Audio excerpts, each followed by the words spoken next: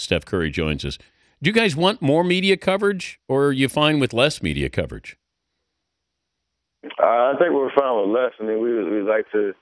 We're not playing the underdog as much because we're real confident in our locker room. But we understand that it's a long season. We're 22-10 right now.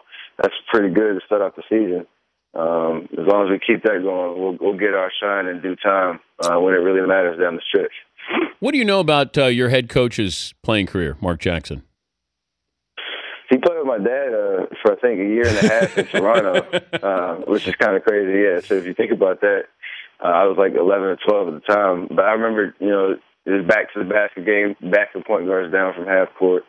But, his flashy passes and uncanny ability to lead a team. So it's nice to have him as our head coach now. That's weird, though. He played with your dad? Yeah. Toronto Raptors, I think it was 2000 and 2001. So we go way back. We used to play one-on-one in practice when I was a kid. Wait, when you're 10, you're playing Mark Jackson? Yeah, after practice when they break it down and guys are getting extra work, and me and my brother would still be up there running around the gym, and he'd find some time to play one-on-one with us. Most famous guy you played one-on-one with growing up? Oh, that's a good question. Probably at the time when Vince was there, Vince Carter. He was Air Canada with all the nicknames he had. That's probably the guy. Can you jump? No. I have probably 3 dunks in my entire NBA career so far. Well, then you jump like your dad. Exactly. Okay, but how do you? Because I think we look at the athleticism, being able to get your shot off. If you said you were teaching somebody how to get your shot off against bigger opponents, more athletic opponents, what would you say? You got to work on having a quick release. Obviously, I'm 6'3", so average, not below average height for an NBA player. Just being able to use change of speeds, your dribble, but having a quick release definitely helps. So that you're not getting shot blocked very often and the ball flying in the rim. So you can practice that the way you attack your reps in the gym and treating it like a game situation. Steph Curry, Golden State Warriors, joining us. Dan Patrick Show. Toughest defender. Is it the tall guy? Is it a quicker guy?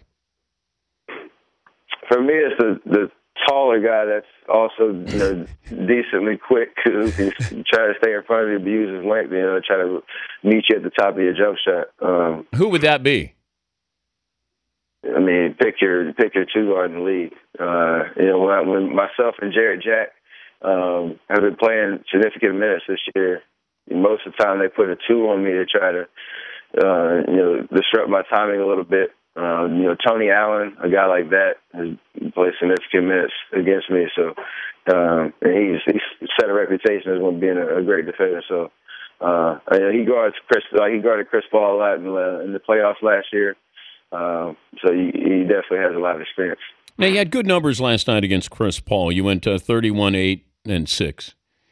Why successful against Chris Paul? It's just the night, man.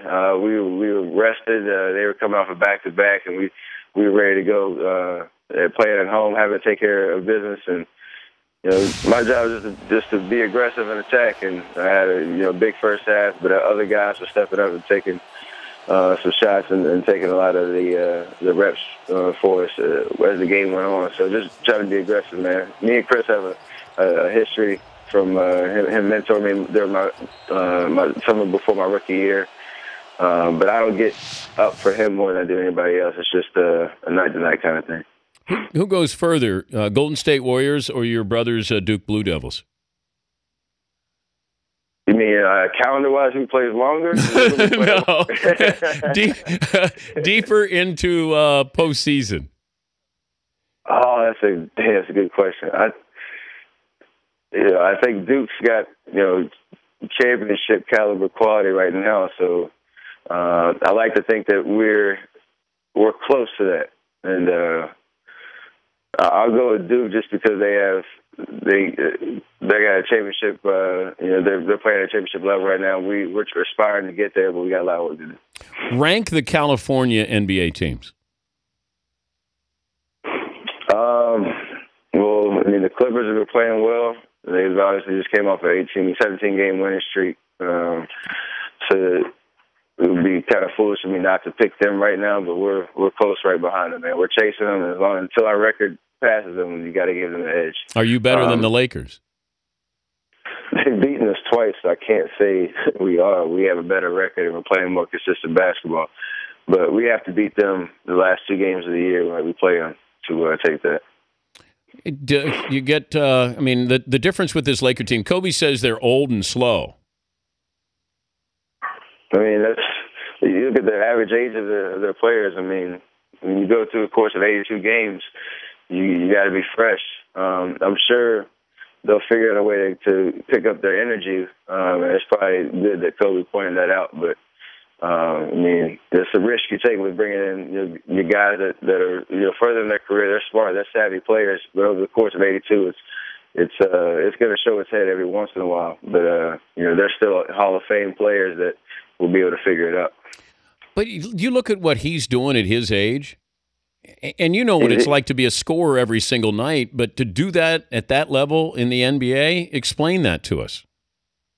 He's a different breed, man. I saw somebody talking about somebody had a broken finger like he did. He was last year, a couple of years ago, and they were out, 4 to 6 weeks after having surgery. Kobe played the entire season with that injury, like nothing happened. I mean, there's something different about him, and that's why he's, had the career and the numbers he's put up consistently, and even do it this year. After 16, 17 years in the league and still averaging 30 points, that's unheard of. Is Dwight Howard different than what he was in Orlando? I really think people might be underestimating the effect that the injury and the surgery had on him. He doesn't look as explosive, and obviously he's in a new situation, so they're still going to have some adjustment times with that, but he can continue to get healthy. He's not the same player that he was in Orlando, but there's no reason he can't get back to that once he keeps getting his rhythm back. Have you shot Mark Jackson in 3 points, a 3-point shooting contest? Coach has the utmost confidence in his jump shot, even though that wasn't his strength and while he was playing. And he challenges a lot of players in practice to some 3-point contests afterwards. He's a smart man. He hasn't challenged me yet. Let's put it that way. But he's only going to shoot at the top of the key. So move him around, and then you'll be able to dust him off. Don't make the mistake I did. I went top of the key, and he smoked me. You got to put some kind of time limit on the shot. You like to sit there and balance up, Well, he's older, though, Steph. It takes him a little bit longer than you. You can't give him excuses, man. If he wants to challenge you, you got to play fair. Oh, man, and he'll turn it on when he gets mad and competitive because you're around him. He's pretty mild-mannered, but then all of a sudden he turns it on. You go, uh-oh. It's a little different then. Yeah, you don't play 16, 17 years in the league without that competitiveness, so it won't ever go away. Well, congrats on the win over the Clippers, and Happy New Year to you. Thanks for joining us. Thanks, Dan. Appreciate it, man. All right. Steph Curry, Golden State Warriors.